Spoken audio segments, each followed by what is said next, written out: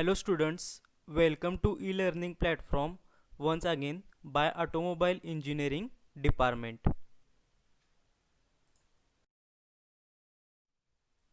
Myself Professor KG Garsasi and I am going to teach you the subject Automobile Engine. Subject code is 22308. I have already introduced you this before the lecture.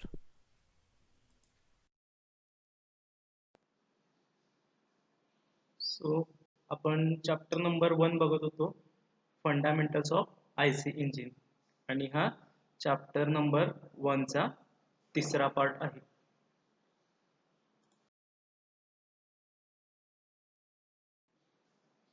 तर या व्हिडिओमध्ये जे आपण topics cover करणार आहे तो first one topic असणार आहे टर्मिनॉलॉजीज used in IC engine.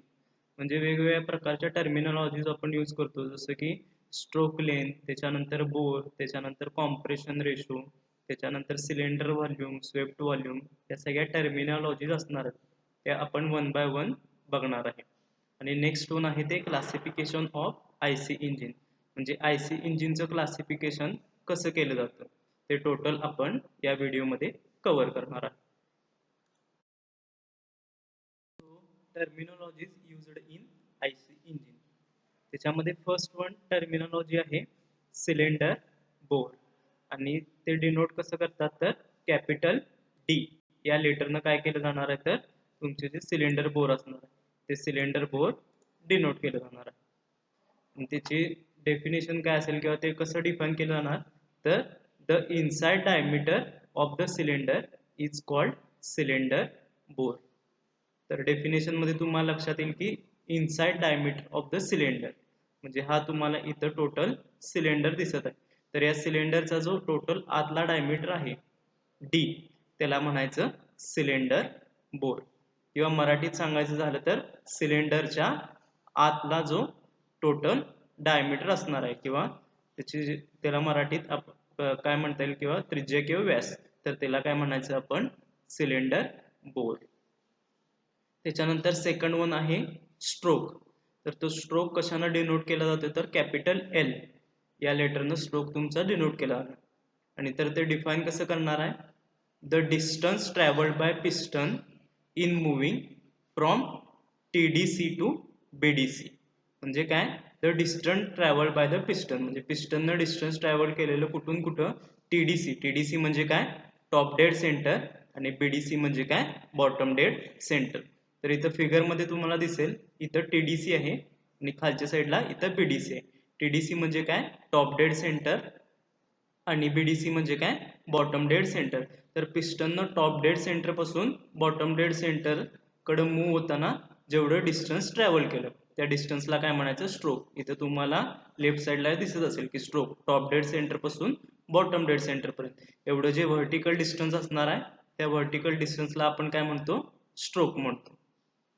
Next third one आहे तुमची टर्मिनॉलॉजी पिस्टन एरिया कॅपिटल ए. कशाने डिनोट करतो आपण कॅपिटल ए. आणि कशी डिफाईन करणार तर the area of a circle whose diameter is equal to the cylinder bore. म्हणजे काय the area of a circle whose diameter is equal to the cylinder bore. म्हणजे हा तुम्हाला इथं पिस्टन दिसत असेल त्या पिस्टन जो टॉप असणार त्या टॉप एरिया पिस्टनचा जो टॉप असतो त्या टॉप एरियाला आपण काय म्हणतोय पिस्टन एरिया म्हणतोय. आणि त्याचा डायमीटर केवढा असणार आहे तर सिलेंडरच्या डायमीटर एवढाच काय असणार आहे त्याचा डायमीटर असणार. आणि ते कशाने डिनोट करतात तर कॅपिटल ए या लेटरनं तुमचा पिस्टन एरिया डिनोट करतात. हे जे नोटेशन्स आहेत ते नोटेशन मी तुम्हाला का एक्सप्लेन करत आहे तर त्या नोटेशनचा यूज तुम्हाला पुढे टर्मिनॉलॉजीमध्ये होणार आहे. त्यासाठी हे नोटेशन्स जे असणार आहेत ते इम्पॉर्टंट आहेत ते तुम्ही लक्षात ठेवा. सिलेंडर बोरचं नोटेशन असणार आहे कॅपिटल डी, स्ट्रोकचं नोटेशन आहे कॅपिटल एल आणि सो नेक्स्ट वन टर्मिनॉलॉजी आहे टॉप डेड सेंटर. म्हणजेच काय इन शॉर्ट त्याला काय म्हणतो आपण टीडीसी.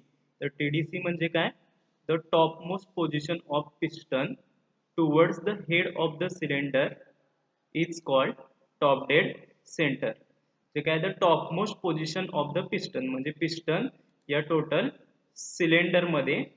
तर इथं हा तुम्हाला सिलेंडर दिसेल आहे या सिलेंडरमध्ये पिस्टन टॉप मोस्ट कुठंपर्यंत जाऊ शकतो त्या पोझिशनला म्हणायचं टॉप डेड सेंटर.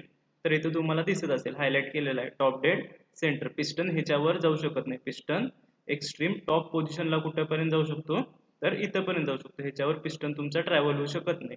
तर त्या पोझिशनला काय म्हणायचं टॉप डेड सेंटर. नेक्स्ट आहे बॉटम डेड सेंटर. कशानं डिनोट करतात तर BDC. तर कसं डिफाईन केलं जातंय the bottom most position of a piston towards the crank end side of the cylinder is called bottom dead centre. Same म्हणजे काय piston जसा टॉप मोस्ट पोझिशनला इथंपर्यंत जातो तसं बॉटम मोस्ट पोझिशनला कुठंपर्यंत जाणार आहे इथंपर्यंत जाणार आहे. ह्याच्यापेक्षा खाली तुमचा पिस्टन सिलेंडरमध्ये जाऊ शकत नाही. तर ही त्याची झाली सगळ्यात बॉटम मोस्ट पोझिशन. आणि त्या बॉटम मोस्ट पोझिशनला काय म्हणतात तर BDC बॉटम डेड सेंटर. लक्षात आलं. टॉप मोस्ट पोझिशन म्हणजे काय पिस्टन सिलेंडरमध्ये टॉप कुठंपर्यंत जाऊ शकतो त्या पोझिशनला म्हणायचं टॉप डेड सेंटर. आणि बॉटम डेड सेंटर म्हणजे काय पिस्टन सिलेंडर तुमचा बॉटमला कुठं सिलेंडरमध्ये कुठंपर्यंत जाऊ शकतो त्याला म्हणायचं बॉटम डेड सेंटर. आणि टॉप डेड सेंटर पासून बॉटम डेड सेंटर एवढं जे डिस्टन्स आहे त्याला आपण काय म्हणतो तर स्ट्रोक म्हणतो किंवा स्ट्रोक लेंथ म्हणतो. ते आपण ह्याच्या आधीच बघितलेलं आहे. सो द नेक्स्ट आहे क्लिअरन्स व्हॉल्यूम. कशानं डिनोट करतात तर V⁶C. यांना काय करतात क्लिअरन्स व्हॉल्यूम डिनोट करतात. तर क्लिअरन्स व्हॉल्यूम कसं डिफाईन करणार the volume contained in the cylinder above the top of the piston when the piston is at TDC is called as a clearance volume. म्हणजे काय तर व्हॉल्यूम क्लिअरन्स व्हॉल्यूम म्हणजे काय एक व्हॉल्यूम आहे आणि कुठला व्हॉल्यूम आहे तर cylinder above the top of the piston. पिस्टनच्या वरचा हा व्हॉल्यूम असणार आहे आणि कधी जेव्हा पिस्टन तुमचं टॉप डेड सेंटरला असणार आहे. म्हणजे हे झाला हा तुमचा टोटल सिलेंडर झाला. तर सिलेंडरमध्ये हा तुमचा पिस्टन इथं आहे टॉप डेड सेंटरला. तर त्या टॉप डेड सेंटरच्या वर जो व्हॉल्यूम असणार आहे सिलेंडरमध्ये म्हणजे हा एवढा व्हॉल्यूम त्या व्हॉल्यूमला काय म्हणणार आहे आपण क्लिअरन्स व्हॉल्यूम म्हणणार आहे. पिस्टन जेव्हा तुमचा टॉप डेड सेंटरला असणार आहे त्याच्यावर सिलेंडरमध्ये जेवढा व्हॉल्यूम असणार आहे त्या व्हॉल्यूमला आपण काय म्हणणार आहे तर क्लिअरन्स व्हॉल्यूम म्हणणार आहे. तो कशानं डिनोट करतात तर VC. जर आपण मॅथमॅटिकली डिफाईन करायचं झालं तर VC इज इक्वल टू काय येणार आहे V - VS. V म्हणजे काय total cylinder volume minus VS म्हणजे काय स्वेप्ट व्हॉल्यूम. तर या दोन टर्म आपण पुढे बघणार आहे. तर VC म्हणजे काय टोटल V.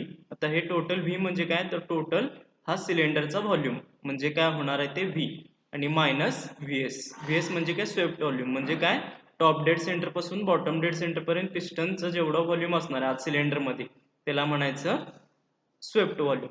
तर टोटल व्हॉल्यूम एवढा आहे त्या एवढ्या व्हॉल्यूम मधून जर आपण एवढा स्वेप्ट व्हॉल्यूम मायनस केला तर राहणार काय तुमचा हा क्लिअरन्स व्हॉल्यूम राहणार आहे VC.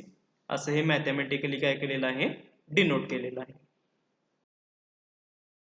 सो नेक्स्ट आहे displacement volume or piston swept volume VS. जे आता तुम्हाला सांगितलं मी स्वेप्ट व्हॉल्यूम कशानं डिनोट करतात VS. तर कसं डिफाईन करणार the nominal volume generated by the piston when traveled from one dead center to another dead center.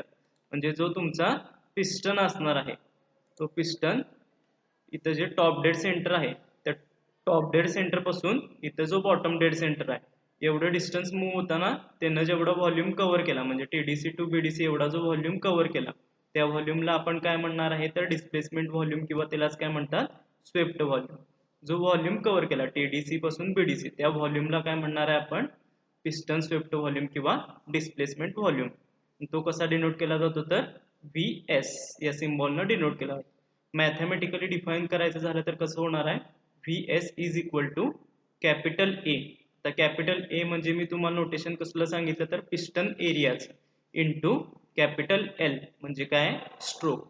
तर एरिया इंटू स्ट्रोक जर आपण केलं तर आपल्याला काय मिळू शकतो डिस्प्लेसमेंट व्हॉल्यूम मिळू शकतो. म्हणजे काय हा झाला तुमचा पिस्टनचा एरिया एवढा आणि ही झाली स्ट्रोक लेंथ. तर या दोघांचं मल्टिप्लिकेशन केलं तर आपल्याला काय मिळू शकतो हा टोटल जो डिस्प्लेसमेंट व्हॉल्यूम आहे तो डिस्प्लेसमेंट व्हॉल्यूम इथं मिळू शकतो. तर नेक्स्ट वन टर्मिनॉलॉजी आहे सिलेंडर व्हॉल्यूम. कशानं डिनोट करतात तर कॅपिटल V या सिम्बॉलनं तो डिनोट करतात. आणि कसा डिफाईन करणार आहे the sum of piston swept volume and clearance volume. म्हणजे स्वेप्ट व्हॉल्यूम आणि क्लिअरन्स व्हॉल्यूम या दोघांची आपण ॲडिशन केली की काय मिळणार आहे तुम्हाला, सिलेंडर व्हॉल्यूम व्ही मिळणार. तर स्वेप्ट व्हॉल्यूम म्हणजे काय सांगितलं मी तुम्हाला, एवढा टीडीसी पासून बीडीसी पर्यंत जेवढा व्हॉल्यूम कव्हर केला जातो त्या व्हॉल्यूमला म्हणायचं स्वेप्ट व्हॉल्यूम.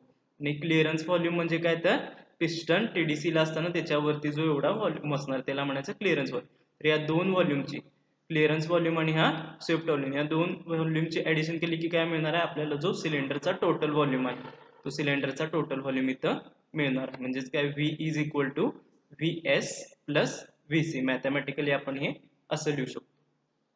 आणि नेक्स्ट वन आहे टर्मिनॉलॉजी मधला लास्ट टर्मिनॉलॉजी, कॉम्प्रेशन रेशो. कशानं डिनोट करतात, सिम्बॉल स्मॉल आर. कसं डिफाईन करणार आहे, the ratio of cylinder volume divided by clearance volume. Cylinder volume divided by clearance volume, त्याच्या रेशोला आपण काय म्हणतो, कॉम्प्रेशन रेशो.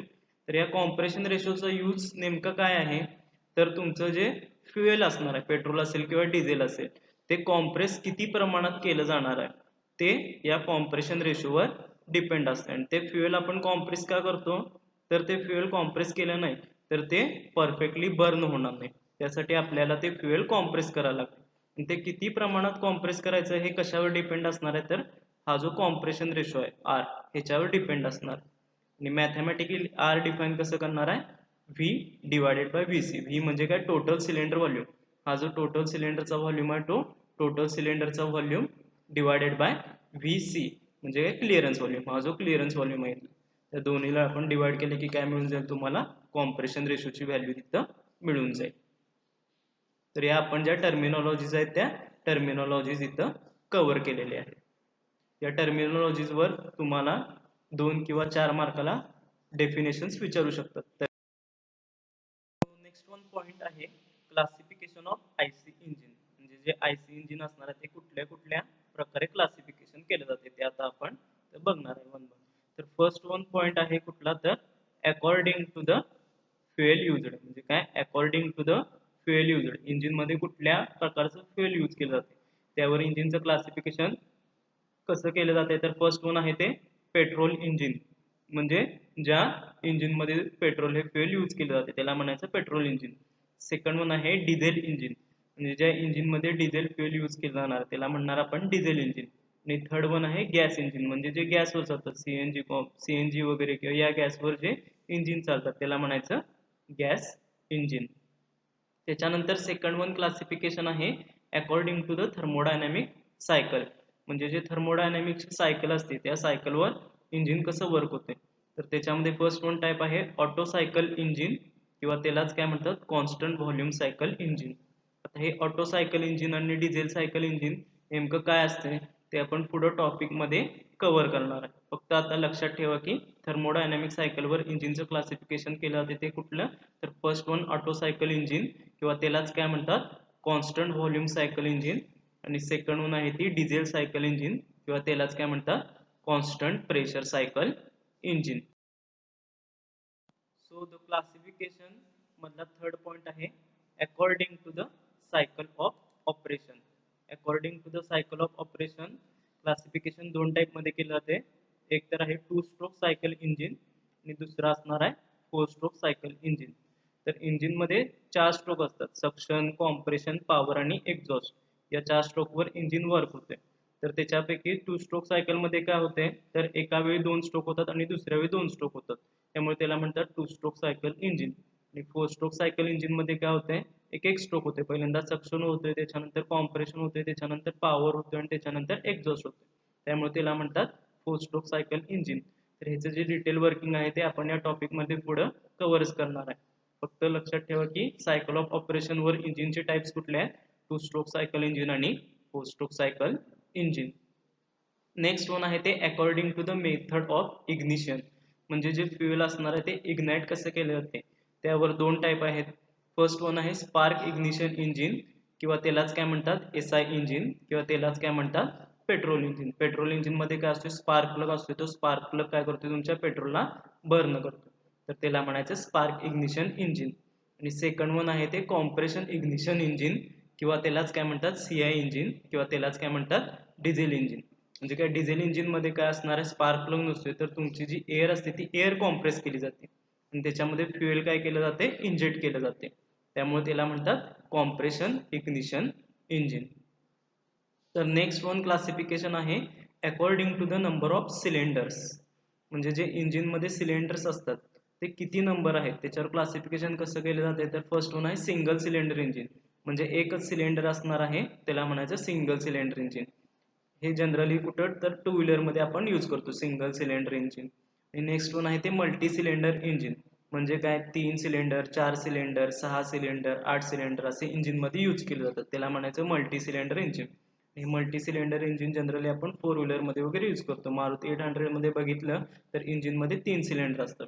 स्विफ्टमध्ये वगैरे बघितलं तर 4 सिलेंडर असतात. नंतर जर ट्रक्समध्ये वगैरे बघितलं तर 8 सिलेंडर असतात, तर त्याला म्हणायचं multi cylinder engine. Next one classification मधला 6 पॉइंट आहे according to the arrangement of cylinders. According to the arrangement of cylinders, तर म्हणजे सिलेंडरची अरेंजमेंट कशी केलेली आहे त्याच्यावर क्लासिफिकेशन कसं असणार आहे. एकतर हॉरिझॉन्टल इंजिन, म्हणजे जो पिस्टन असणार आहे तो तुमचा हॉरिझॉन्टली काय होणार आहे, मूव्ह होणार आहे टू अँड फ्रो, त्याला म्हणायचं हॉरिझॉन्टल इंजिन.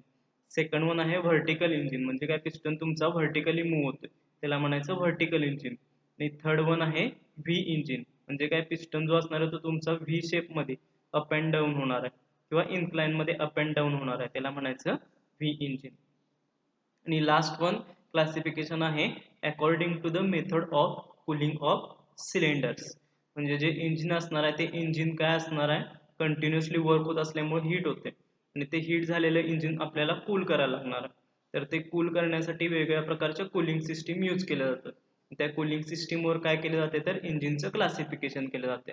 तर त्यामध्ये फर्स्ट वन असणारा एअर कूल्ड इंजिन्स, म्हणजे काय इंजिनवर एअरचा फ्लो वाढवला जातो, त्यामुळे काय होणार आहे इंजिन तुमचं कूल होणार आहे.